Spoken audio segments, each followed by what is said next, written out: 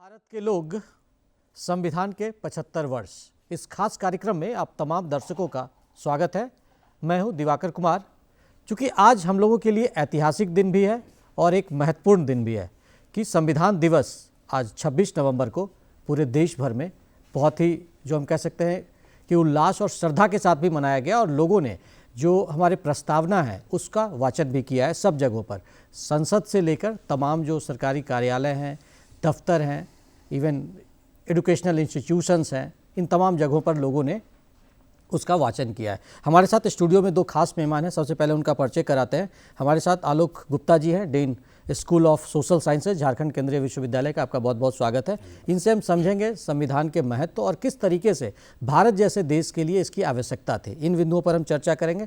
दूसरे हमारे खास मेहमान हैं डॉक्टर रविंद्र कुमार पाठक जी हैं, सीनियर असिस्टेंट प्रोफेसर हैं NUSRL, जो यहाँ का लॉ विश्वविद्यालय कहलाता है, उसके असिस्टेंट प्रोफेसर हैं। इन दोनों लोगों से हम समझेंगे कि जो ये संविधान को जो आज अंगीकृत किया गया था 1949 में, जिसके हम 75 वर्ष पूरे कर रहे हैं, और उसका एक तरीके से सेलिब्रेशन, ये पूरे साल भर चलने वाला जो कार्यक्रम है, इस दौरान विविध कार्यक्रम होंगे, जिसकी आज से एक श्रृंखला की शुरुआत संसद भवन में कार्यक्रम के जरिए शुरुआत हुई है। और यहाँ पर राष्ट्रपति द्रौपदी मुर्मू ने खुद, जो वहाँ पर सारे सांसद मौजूद थे, उन लोगों के साथ उन्होंने प्रस्तावना पढ़ा और उसका वाचन किया। इन तमाम बिंदुओं पर हम चर्चा करेंगे। सबसे पहले हम चलते हैं आलोक गुप्ता जी के पास। आलोक जी, किस तरीके से समझे जब 26 नवंबर को इसको अंगीकृत किया गया था 1949 में, तो इसके पहले की थोड़ी प्रक्रिया हम समझेंगे और चलेंगे, लेकिन इसके पहले आपको हम एक वीडियो दिखाते हैं जिसमें कि किस तरीके से ये संविधान बनने की जो प्रक्रिया थी उसको अमली जामा पहनाया गया था।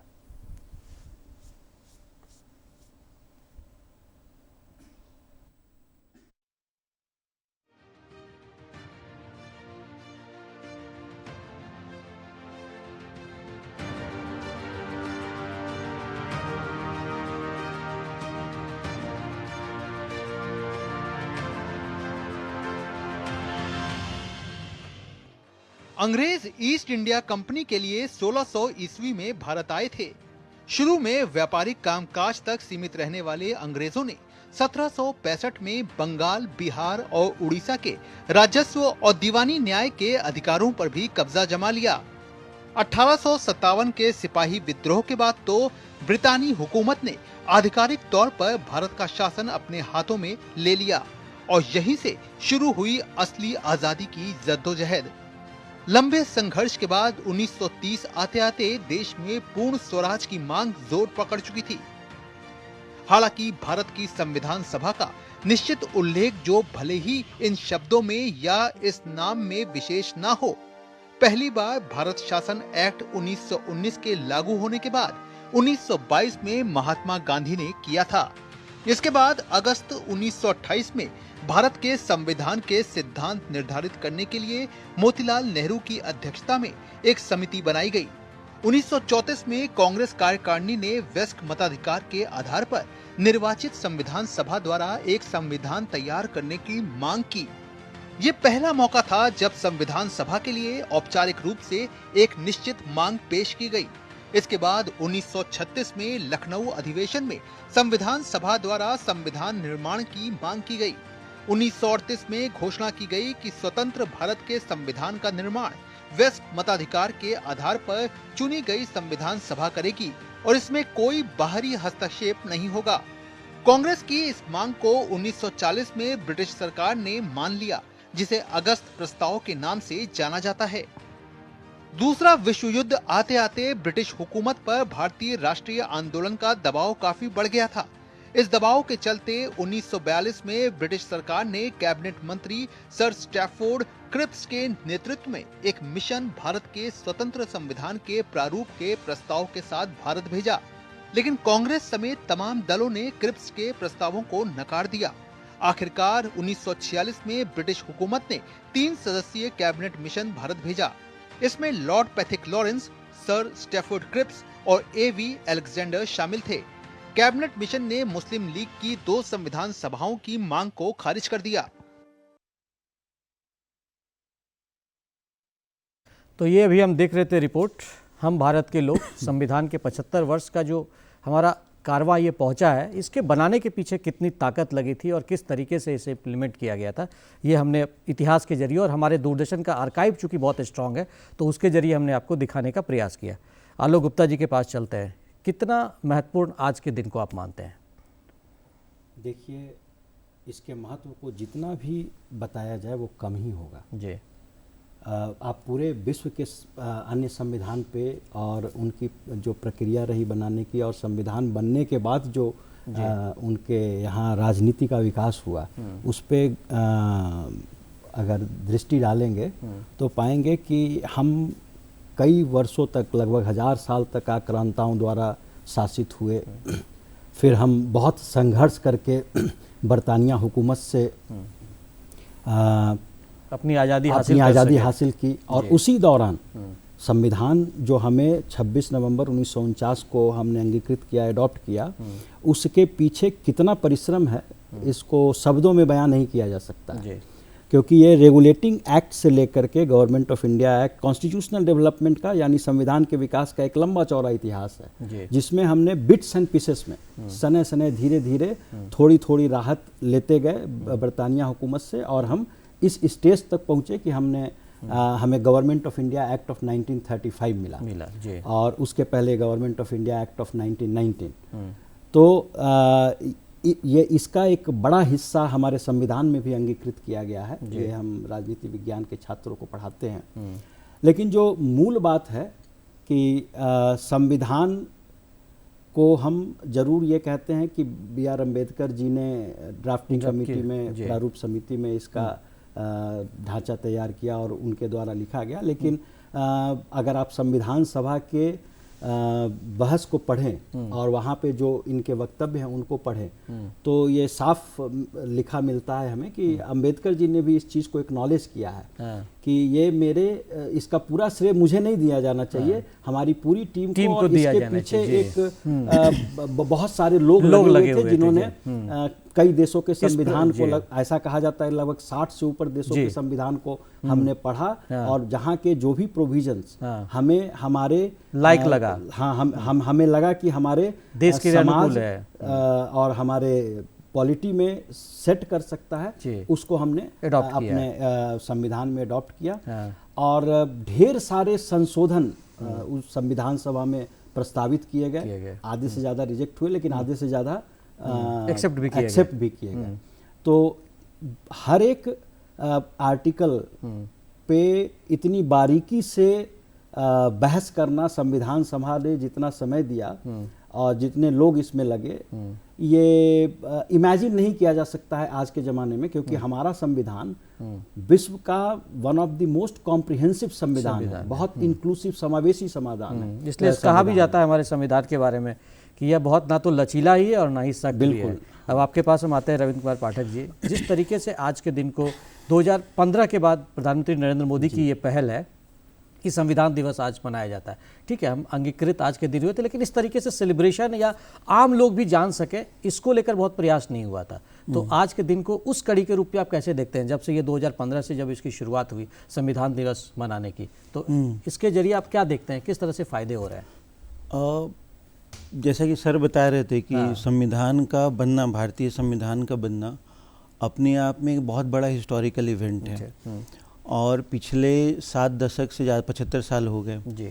तो हम ये देखते हैं खासकर आज़ादी के कुछ दशक के बाद हमने इमरजेंसी का दौर देखा है, उसके बाद और भी उतार चढ़ाव रहे हैं। तो आज की जो युवा पीढ़ी है उसके लिए बहुत ज़रूरी है कि वो संविधान पढ़े, और कोई ज़रूरी नहीं है कि संविधान पढ़ने वाले लोग लॉ से रिलेटेड हों, आम आदमी भी पढ़े, और उनको ये बताना ज़रूरी है कि हमारे संविधान की जो प्रस्तावना है उसको ऐसे पढ़ें कि जैसे सर बता रहे थे कि संविधान बनने के पीछे एक पूरी टीम लगी थी, पूरी टीम है, एक इतिहास है, लंबी कहानी है। तो भारतीय संविधान की प्रस्तावना को ऐसे देखना है कि ये भविष्य के लिए है कि क्या करना है, एस्पिरेशन। साथ में इसको ऐसे भी देखना है कि पास्ट में क्या हुआ था, कि ये पास्ट भी रिफ्लेक्ट करता है और फ्यूचर भी। तो आज की जो युवा पीढ़ी है अगर उसको ये इस प्रकार से देखे कि केवल इसमें इक्वालिटी और लिबर्टी और जस्टिस नहीं है, इसमें ये भी है कि यही इक्वालिटी और लिबर्टी हम लोग को डिनाई किया गया था बाय द ब्रिटिशर्स। दूसरा क्या है कि जब हम संविधान पढ़ें तो संविधान को प्रस्तावना से पढ़ें, लेकिन साथ में ये भी पढ़ें कि जो संविधान का जो आखिरी अनुच्छेद है आर्टिकल 395 उसको भी पढ़ें, ताकि उसको जब पढ़ते हैं तो वो समझ में आता है कि जो हमारे संविधान के पहले भी एक लीगल सिस्टम था, ब्रिटिश लीगल सिस्टम था, तो उसके ख़त्म होने के साथ और जो नया लीगल सिस्टम स्टार्ट हुआ अपना संविधान आने के साथ, भारतीय संविधान के निर्माण में कॉन्स्टिट्यूएंट असेंबली का बहुत बड़ा रोल है। तो उसमें दो तीन चीज़ों की बहुत अहम भूमिका है। जैसे एक चीज़ कहा जाता है कि भारतीय जो संविधान है हमारा, उसमें भारत शासन अधिनियम जो 1935 का है उसका एक बहुत बड़ा प्रभाव है। हाँ, उसके बाद जब 1936 में संविधान सभा के निर्माण की पहली बैठक हुई थी, 1946 में 9 दिसंबर को संविधान सभा की पहली बैठक हुई थी। तो ये जो एक आप इतिहास की बात कर रहे थे कि किस तरीके से चरणबद्ध तरीके से चीज़ें इम्प्लीमेंट हुए, तो हम थोड़ा चाहेंगे कि ये जो भारत शासन अधिनियम है 1935, इसके जरिए किस तरीके से आप देखते हैं कि हमारे संविधान पर उसका एक अहम रोल रहा है या उसकी छाप देखने को मिलती है? आप ऐसा मान सकते हैं जी, हम भारत के लोग ऐसा मानना चाहिए जी कि वो बेस था, वही बुनियाद था। Government of India act of 1935 वही बुनियाद था जी।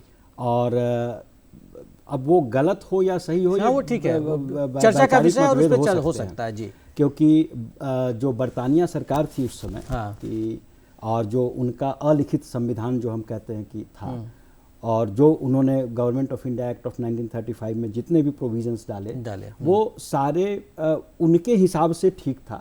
पर अभी बहुत से लोग ऐसा कहते हैं कि हमारा देश, हमारा समाज, हमारे लोग इस कदर शिक्षित नहीं थे और इतने तैयार नहीं थे कि ब्रिटिश सिस्टम को, जो ब्रिटिश मॉडल ऑफ गवर्नेंस पे बेस्ड है government of India act of 1935, और जिसका एक पूरा का पूरा प्रारूप हमने अपने संविधान में अडॉप्ट किया, तो ये बहुत सही नहीं था। हमारे संविधान सभा के लोगों को हमारे लिए जो रेलिवेंट है, जो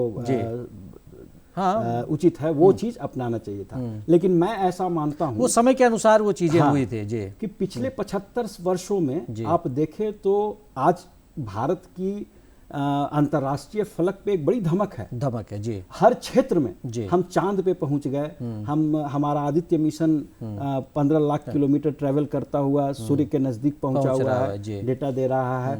हम ऑस्कर्स में नाटो का और जीत रहे हैं। विश्वर्स, हम एशियन गेम्स हो, पैरा ओलंपिक गेम्स हो, ओलंपिक गेम्स हो, हर जगह भारत है। भारत एक आप कह सकते हैं भारत का प्रेजेंस, मतलब भारत की उपस्थिति बड़े दमदार तरीके से और हर मंच पर अब दिख रही है, बड़े यूनाइटेड नेशन से लेके सारे मंचों पर दिख रही है। के अध्यक्षता, जिस पॉइंट को आप आप जिस पॉइंट को उस पर हम चर्चा करेंगे, G20 के हमने अध्यक्षता 1 साल अभी की है और किस तरह से मैं ये कहना चाह रहा था दिवाकर जी कि ये मीन अचीवमेंट नहीं है, छोटा मोटा अचीवमेंट नहीं है। और कहाँ से मिला मुझे? संविधान ने दिया। और संविधान किसी भी देश का एक फंडामेंटल डॉक्यूमेंट होता है जी, जो सोसाइटी में कैसा फ्रीडम होना चाहिए वो उसकी परिकल्पना उसमें निहित होती है जी। तो आज भारत के लोग ऐसा पूछ सकते हैं कि क्या हमारा फ्रीडम इंटैक्ट है? सब कुछ इंटैक्ट है। आपको जरूरत से ज्यादा शायद आज़ादी दे दी गई है। चलिए देखिए, जो जिस बात जिक्र कर रहे थे कि समय के अनुसार हमारा संविधान बना था, और जिन चीज़ों को जैसे कि लगातार हम लोग कह रहे हैं कि 60 देशों के संविधान को हमने देखकर उसमें जो चीज़ें हमारे लायक थी उसको हमने अडॉप्ट किया और बाकी चीज़ों को अडॉप्ट किया। हमारे संविधान में एक प्रावधान है अनुच्छेद 368, उसके तहत संविधान में संशोधन का प्रावधान किया गया। शायद ये वही वजह रहेगी जिसकी बात आप कह रहे हैं कि कभी भी अगर लगता है कि हमारे देश के अनुसार चीज़ों को बदलना चाहिए, तो शायद इसलिए 368 आर्टिकल का प्रोविजन किया गया है। एक्चुअली लॉ के अंदर जी वेदर लॉ इज स्टैटिक और डायनामिक, ये एक बहस चलती है। तो मुझे लगता है कि आज की तारीख में 106 संशोधन हो गए जी। तो कॉन्स्टिट्यूशन एक लिविंग डॉक्यूमेंट, एक डायनामिक डॉक्यूमेंट की तरह एग्जिस्ट किया है हमारे देश में, हमारे समाज में। और ये बहुत बड़ी बात है कि हम कहते हैं ना कि society is always in A state of flux, हमेशा परिवर्तन होता रहता है समाज में, देश में। उस परिवर्तन को की जो जरूरतें थी, जो एस्पिरेशंस थे, संविधान ने उसको बखूबी बहुत अच्छे तरीके से एड्रेस किया। जी। उतार चढ़ाव तो आते रहते हैं, जाते रहते हैं, इसमें कोई बड़ी बात नहीं है। जिस तरह से आर्टिकल 21 एक्सपैंड कर गया through number of judicial pronouncement, तो ये बहुत से लोग कहते हैं जो संविधान के विशेषज्ञ हैं कि ये अपने आप में एक मिनी कॉन्स्टिट्यूशन बन गया है आर्टिकल 21। ये छोटी बात नहीं है जी। ये दर्शाता है कि हमारा संविधान एक लिविंग डॉक्यूमेंट जो विकसित होता चला जा रहा है समय के साथ, और जो हमारे देश समाज में परिवर्तन हो रहा है उस परिवर्तन को बखूबी एड्रेस कर रहा है। चलिए उस पर भी हम आएंगे, चूंकि हमारे साथ लॉ यूनिवर्सिटी के रविंद्र कुमार पाठक जी भी। हम एक चीज़ समझते हैं, सुप्रीम कोर्ट को भी संविधान संशोधन की समीक्षा का अधिकार, शायद इसी वजह से इस तरह की चीज़ों को भी रखा गया कि भाई एक तरह के वन वे डायरेक्शन में कोई भी चीज़ों का बदलाव नहीं हो, इसलिए शायद सुप्रीम कोर्ट को भी इसमें इन्वॉल्व रखा गया है जो उसमें प्रोविजंस है। लॉ में एक मैक्सिम है, मतलब प्रिंसिपल है कि supreme court is the sentinel on the क्वी वाइब, कि संविधान में कुछ प्रमुख आर्टिकल हैं, जैसे आर्टिकल 13 है, 32 है, 226 है, तो वहाँ पे सुप्रीम कोर्ट को अधिकार है to exercise the power of judicial review. तो जुडिशियल रिव्यू का पावर एक्सरसाइज करते हुए सुप्रीम कोर्ट को ये देखना है कि जो बाकी ऑर्गन्स हैं ऑफ द स्टेट वो कॉन्स्टिट्यूशनल लिमिटेशन के बाहर जाके काम ना करें। जैसे जुडिशियल रिव्यू का कॉन्सेप्ट जो है उसमें एक बड़ा अमेरिकन केस का बड़ा योगदान है जिसको मार्बरी वर्सेस मेडिसन के नाम से जानते हैं। लेकिन उससे पहले भी बहुत सारे, इवन ब्रिटिश टाइम में भी बहुत सारे कोर्ट्स थे जहाँ पे हम देखते हैं कि वो जो पावर जो था वो एक्सरसाइज किया जाता था। तो जुडिशियल रिव्यू का जो पावर है उसके पहले पीछे भी एक इतिहास है। जैसे एक बहुत प्रमुख लेखक हुए लॉ में, बाल्किन, तो उनका कहना था कि जैसे सर बता रहे थे कि कॉन्स्टिट्यूशन जो है एक लिविंग डॉक्यूमेंट है, लेकिन उनका कहना था कि कॉन्स्टिट्यूशन इज अबाउट लिविंग ओरिजिनलिज्म। आप उसको लिविंग रखिए लेकिन उसका जो ओरिजिनल इंटेंट है उसको भी बचाए रखना है। हाँ, और ऐसा ये कुछ परिप्रेक्ष्य हुआ था कि बहुत साल पहले 1973 में सुप्रीम कोर्ट के द्वारा एक सिद्धांत दिया गया बेसिक स्ट्रक्चर का। तो वो बेसिकली वो जर्मन कॉन्स्टिट्यूशन वहाँ से लाया गया था। एक प्रोफेसर होते थे डीटर कॉनराड, जर्मनी के थे, तो BHU के सेमिनार में आए। एक लंबी कहानी है, फिर वहाँ से वो एक एडवोकेट थे वो सुप्रीम कोर्ट ले गए।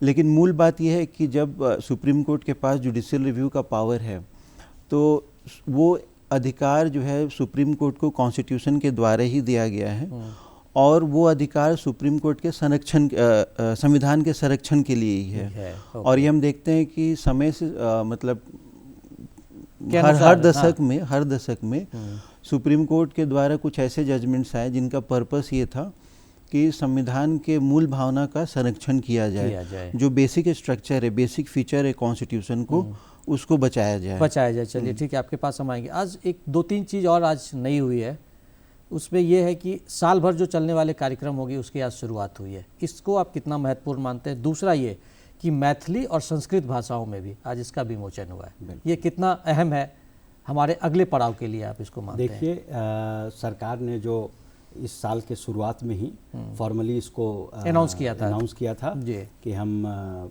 एक ईयर लॉन्ग कैंपेन चलाएंगे और उस कैंपेन का नाम दिया हमारा संविधान हमारा सम्मान। और इसके तहत जो मुख्य उद्देश्य था इनका कि पहला संविधान के प्रति लोगों को अवेयर करना जी। उसके लिए ढेर सारे सब कैंपेन्स हैं। फिर था कि जो लीगल राइट्स है और रिस्पॉन्सिबिलिटीज है, यानी राइट्स प्लस ड्यूटीज, उसके बारे में लोगों को अवगत कराया जाए। तो ये मुझे लगता है कि इस जंक्चर पे इसमें कोई शक नहीं कि कॉन्स्टिट्यूशन ने हमें बहुत कुछ दिया, लेकिन आगे भी ये कायम रहे, क्योंकि अभी आपने देखा होगा सर रेड कॉन्स्टिट्यूशन लेकर आए। ये एक नया फॉल्ट लाइन भारतीय राजनीति में उभर रहा है, जहां एक पक्ष कह रहा है कि अंबेडकर जी द्वारा लिखित संविधान को कूड़े में फेंकने की प्रयास की जा रही है, और दूसरी ओर दूसरा पक्ष जो है हमारा सम्मान हमारा संविधान हमारा सम्मान कार्यक्रम लेकर के आगे बढ़ रहा है। और एक्सेसिबल टू जस्टिस, ये उनका मुख्य उद्देश्य है, जिसमें उन्होंने कहा हर घर न्याय, विधि जागृति अभियोजना, न्याय बंधु, ये सब कार्यक्रम की रूपरेखा तैयार किया है सरकार ने। तो ये बहुत बड़ी बात है कि शायद सरकार ये रियलाइज कर रही है कि जस्टिस तो दिया गया, बहुत सारे काम गए। हुए देश के अंदर, समाज के अंदर। अंदर, जो इंडियन सोसाइटी को शेप करना चाहिए था, जितना आधुनिकीकरण होना चाहिए था, हाँ। तो सामाजिक आर्थिक हर क्षेत्र में हम आधुनिकीकरण कर रहे हैं जी। लेकिन अब और बहुत ज्यादा करने की जरूरत है, क्योंकि समाज का एक तबका आज भी न्याय से वंचित है। तो उन तक न्याय कैसे पहुंचे, वो तो जागरूकता एक रोल हो सकता है, और शायद जागरूकता के लिहाज से ही ये प्रयास हुआ है कि आज से जो ये वर्ष भर चलने वाला लॉन्ग प्रोसेस जो है, इसमें निश्चित तौर पर लोगों की भागीदारी, जैसे आज बहुत लोगों ने प्रस्तावना का वाचन किया, या कॉलेजेस में हो, स्कूल्स में भी इवन कराया गया, तो इससे हमको लगता है कि जो नए जनरेशन है उस तक चीज़ों को पहुंचाने की भी कोशिश हो रही है क्या? ये बहुत ज़रूरी है कि मतलब आप संविधान पढ़ें।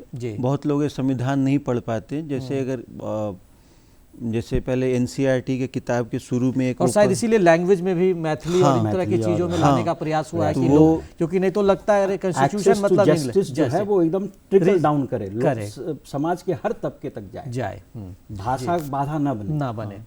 क्योंकि ये बहुत ज़रूरी है कि लोग संविधान के जो मूल भावना जो है उसको समझें कि संविधान में न्याय है, लिबर्टी है, इक्वालिटी है, लेकिन फ्रेटर्निटी भी है जी। और साथ में ये भी है कि जैसे हम बता रहे थे शुरू में कि प्रस्तावना को ऐसे ना पढ़ें कि इसमें लिबर्टी, इक्वालिटी एंड जस्टिस है, उसमें ड्यूटी भी है। ड्यूटी का वो आभास होना भी जरूरी है कि संविधान में केवल आपको राइट नहीं है, राइट उसके साथ ड्यूटी भी है। तो ये बहुत जरूरी है। इसमें ये बहुत बड़ा योगदान है कि क्षेत्रीय भाषा में प्रस्तावना, हाँ, ये बहुत बड़ा पहल है। 2-3 मैं फैक्ट आपके साथ शेयर करना चाहता हूँ। 2 साल 11 महीना और 18 दिन में हमारा संविधान बनकर तैयार हुआ था, और 26 नवंबर को ये मनाया जाता है। इसकी मैंने बात पहले भी बताई थी, और 2015 में प्रधानमंत्री नरेंद्र मोदी ने इसकी शुरुआत की है। अनाउंसमेंट के बाद ये मनाया जाने लगा। 26 नवंबर को ही 1949 को संविधान को सर्वसम्मति से अंगीकृत किया गया था, और उसको हमको संविधान पूरी तरह से लागू हुआ हमारा 26 जनवरी को आके। उसके पीछे का भी क्या कारण है वो आप अभी बताएंगे थोड़ी देर में। प्रधानमंत्री नरेंद्र मोदी ने संविधान दिवस मनाने की घोषणा की थी। 2015 से हर साल यह मनाया जाता है। अब दूसरा एक फैक्ट यह है कि 1936 में संविधान सभा ने संविधान निर्माण की मांग की थी, और 9 दिसंबर 1946 को संविधान सभा की पहली बैठक हुई थी। तो ये जो चीज़ों को हम समझ रहे हैं कि क्यों अंगीकृत किया गया और 1950 में इसको लागू किया गया, ये गैप या वो तिथि का कुछ था? बिल्कुल। एक्चुअली जब 26 नवंबर को संविधान बनकर तैयार हो गया जी, तो अब और डिले करने की जरूरत नहीं थी। संविधान सभा का ऐसा मानस था। हाँ। लेकिन दूसरी ओर 26 जनवरी एक महत्वपूर्ण तिथि थी। पूर्ण स्वराज घोषित किया गया था 1930 में गांधी जी के नेतृत्व में। तो 26 जनवरी को भी एक महत्वपूर्ण दिवस के रूप में मनाया जाए, इसलिए इस दिन 26 जनवरी 1950 को इसको लागू किया गया। आपके पास हम एक फाइनल कमेंट के लिए आएगा। हमारा संविधान ना तो लचीला है और ना ही सख्त है। दूसरा पॉइंट, एकल नागरिकता का प्रावधान है हमारे संविधान में। अनुच्छेद 368 के तहत संविधान में संशोधन का भी प्रावधान है, और सुप्रीम कोर्ट को इसको समीक्षा करने का अधिकार है। इस तरह की चीज़ें जो की गई है, इसके पीछे लीगली आप क्या देखते हैं? जैसे कि आप संविधान पे आपका शोध भी है, तो लीगली अगर हम बात करें, लीगली स्पीकिंग, तो कॉन्स्टिट्यूशन के साथ कॉन्स्टिट्यूशनलिज्म का होना बहुत ज़रूरी है। हमारे पड़ोस में बहुत सारे देश हुए जहाँ कॉन्स्टिट्यूशन बना और वो ख़त्म हो गया, लेकिन हमारे यहाँ क्या है कि कॉन्स्टिट्यूशन के साथ कॉन्स्टिट्यूशनलिज्म भी है। तो वो बहुत जरूरी, ये जो प्रावधान है 368, 372, 395 और जुडिशियल रिव्यू का जो पावर है, ये एक माहौल बनाता है जहाँ की कॉन्स्टिट्यूशन ही नहीं, साथ में कॉन्स्टिट्यूशनलिज्म जो है वो भी प्रोटेक्ट रहे। और ये भी ज़रूरी है कि रूल ऑफ लॉ रहे, क्योंकि दो चीज़ें, एक रूल ऑफ लॉ है, एक रूल बाय लॉ है। तो हमारे लिए ज़रूरी है कि हम रूल ऑफ लॉ को बचा के रखें, और रूल ऑफ लॉ को बचाने में ये सारे जो आर्टिकल्स हैं और ये जो पावर सुप्रीम कोर्ट को दिया गया है, ये इसका बहुत बड़ा योगदान है। बहुत बड़ा योगदान है। हमारे पास अब वक्त की कमी है। हम भारत के लोग संविधान के 75 वर्ष में बस इतना ही। हमारे साथ 2 खास मेहमान थे, डॉक्टर आलोक गुप्ता जी और डॉक्टर रविंद्र कुमार पाठक जी। आपका बहुत बहुत शुक्रिया, हमारे दर्शकों के लिए आपने समय निकाला और महत्वपूर्ण जानकारी हमारे साथ साझा की। तो दूरदर्शन की पूरी टीम को दीजिए इजाज़त। नमस्कार।